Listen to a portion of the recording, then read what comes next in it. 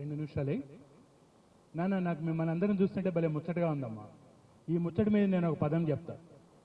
చాలా ఏళ్ల క్రితం ఒక ఆయన ఒక పాట రాసిండు. ఆయన పేరు మళ్ళీ చెప్తా. ఆయన ఏమంటాడంటే, పిల్లలు ఇట్లా ఉంటారండి. ఇప్పుడే శర్మ గారు చెప్పిండ్రు కదా, పిల్లలు ఎట్లా ఉండాలో, చదువు ఎట్లా ఉండాలో ఆయన చెప్పిండు. మనందరికంటే ముందరగా చెప్పిండు ఆయన. అచ్చచ్చర పిల్లవాడు చిచ్చర పిడుగే, అచ్చమైన ఊరిలోన బుచ్చి బాలుడే. ఏంటంటే వాడి ఇష్టం, ఎండినట్టి తుమ్మకాయ లేరుకొచ్చనే, ఈర్చి గడ్డి తీగతోని గజ్జెలెల్లెనే, గమ్మత్తైన తుమ్మ గజ్జె గల్లుమన్నదే, ఆట చూస్తే జానపదుల అందమున్నదే.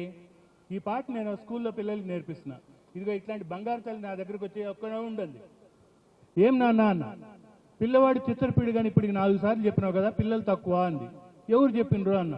నువ్వే ఇందా నుంచి అంటున్నావు కదా అంది. నువ్వు మార్చరాదా, మార్చినావు చెప్పరాదా అన్న. 2 నిమిషాలు ఆ పిల్లలు మార్చినావు చెప్పిండ్రు.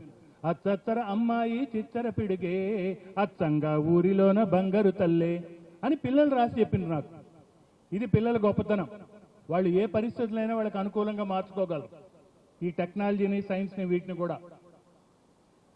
బాలోత్సవాల పేరుతో పక్కన పిల్లల స్థాయిని పెంచాలని అనుకుంటుంటే, నాకు గుర్తున్నంత వరకు లైబ్రరీలని, పుస్తకాల గురించి మాట్లాడే ప్రచురణకర్తలు వీళ్ళందరూ ఉన్న చోట కూడా సార్ లాంటి వాళ్ళు, చంద్రమోహన్ లాంటి వాళ్ళు ఉన్నారు. కాబట్టి పిల్లల స్థాయిని, లైబ్రరీకి పుస్తకాలు చదివే వాళ్ళ స్థాయిని పెంచడం కోసమే ఈ కార్యక్రమాలు.